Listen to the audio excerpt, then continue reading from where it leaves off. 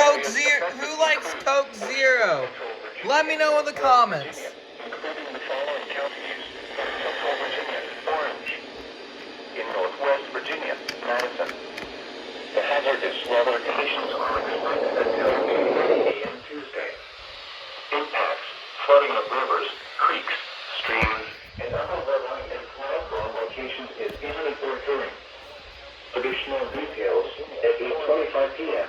Doppler radar and automated rain gauges indicated heavy rain due to thunderstorms.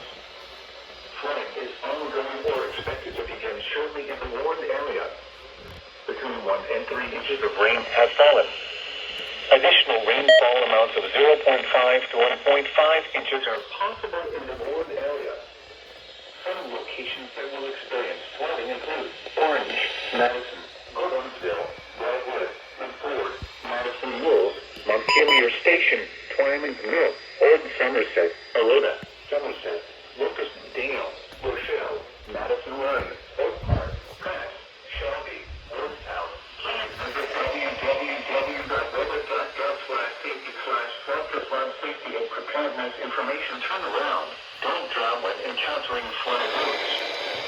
Most flood deaths occur in vehicles.